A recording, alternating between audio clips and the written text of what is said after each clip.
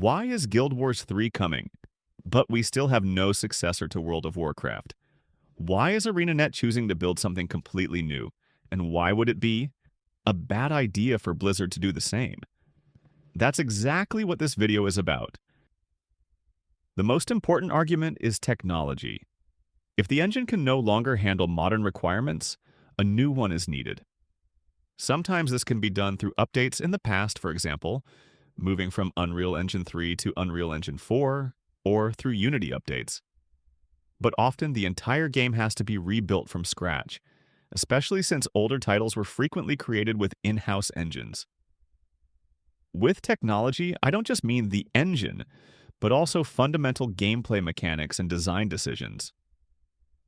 Examples would be changing the combat system from tab targeting to action combat, or rebuilding the game world from instanced areas into a fully open world.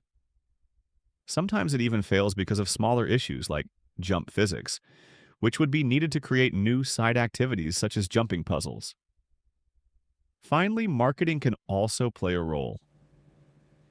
If a game has already lost many players and the brand needs a new push, releasing a new installment can help. That was the case with Final Fantasy XI. It still runs today, but it has always stayed under the radar. Final Fantasy XIV, on the other hand, got a huge push and has much higher player numbers. However, releasing a sequel always involves risks. You leave familiar territory and try new things that the community might not like at all. Players get used to certain things and don't want to lose them. Without a doubt, the transition from Guild Wars 1 to Guild Wars 2 was a huge success for ArenaNet, financially and in terms of player numbers. Guild Wars 1 sold around 7 million copies in total, across 4 versions: Prophecies, Factions, Nightfall, and Eye of the North. A single user could be counted up to 4 times in that number, so the real player count was probably 3 to 4 million between 2005 and 2012. Guild Wars 2, on the other hand, reached 10 million players in its first 3 years. It also has a shop and a completely different monetization model, which shows financially. Even the worst quarter Guild Wars 2 ever had was more profitable than the best quarter Guild Wars 1 ever had. Still, many fans of the first game miss old systems, such as the combat style or the design of the game world. Many wish the second game had been built differently, with more stationary combat focused on PvE challenges and very different PvP elements. Some even want the instanced world back. That's why sequels should always be approached carefully. They aren't always successful, as EverQuest and EverQuest 2 show. The first part is still more popular. It's no coincidence that EverQuest 3 is said to be aligning more closely with the first game. MapleStory is another example. It's one of the most successful old MMO games in the world in terms of revenue and currently ranks 7th in the Korean gaming charts. But what about MapleStory 2? In the West, it was shut down just 2 years after release, and in Korea it was discontinued in 2025. Lineage 1 is still more successful than Lineage 2. Blade and Soul 1 more popular than Blade and Soul 2, and Asheron's Call more popular than Asheron's Call 2, even though neither series plays a big role today.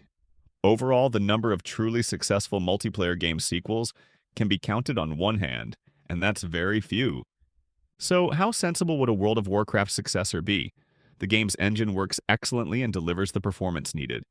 Content-wise, they've been able to implement everything they wanted, and the graphics have been updated over the years.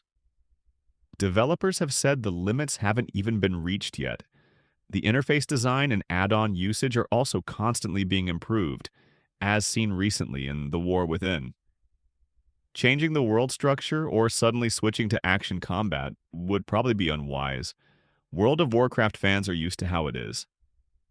No one suddenly wants action combat. So technology isn't a reason. Content-wise, it doesn't look necessary either.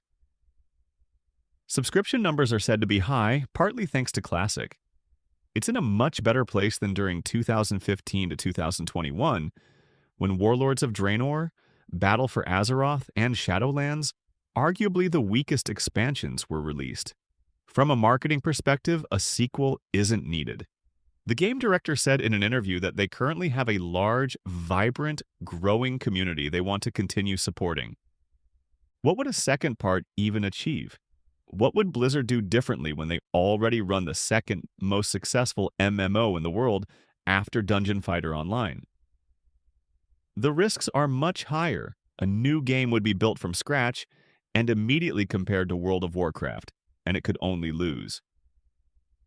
People have nostalgic memories. The new game would have less content at launch, and new design decisions would be questioned. For every change, someone would say the old version was better.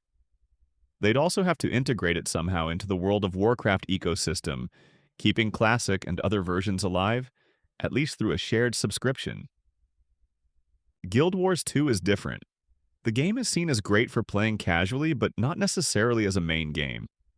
That's due to design decisions like never increasing the level or gear cap. That big grind element is missing. Players return for new content but aren't as emotionally attached, maybe also because there's no subscription. If the team wanted to change that and bind players more strongly through grind and other mechanics, they'd need a sequel. Changing the current game would cause a massive backlash. Another problem is technology. Graphically, there are limitations due to the more realistic style compared to games with comic style. ArenaNet recently tried to improve visuals with Visions of Eternity, but the step was small. A big rework seems hard, likely because the engine is still based on what was originally built for Guild Wars 1. Many of the original designers are gone, which has reportedly led to difficulties implementing new content. Guild Wars 2's engine is clearly outdated. ArenaNet is currently hiring for jobs using Unreal Engine 5. So for Guild Wars 2, we have technical limitations, potential new gameplay directions, and a community that's stable but not as deeply rooted. The game is also 7 years younger. There's also the Guild Wars 1 community, which would likely check out a third part, hoping it's more like the first. ArenaNet is also known for keeping old games running, as they did with Guild Wars 1 and likely would with Guild Wars 2. That increases the chances of Guild Wars 3 being successful. World of Warcraft 2, on the other hand, carries far more risks and simply isn't necessary from Blizzard's perspective.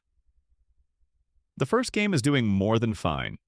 Guild Wars has a stable community, full servers, and regular updates, but it lacks a big push and fresh wind, and Guild Wars 3 could provide exactly that.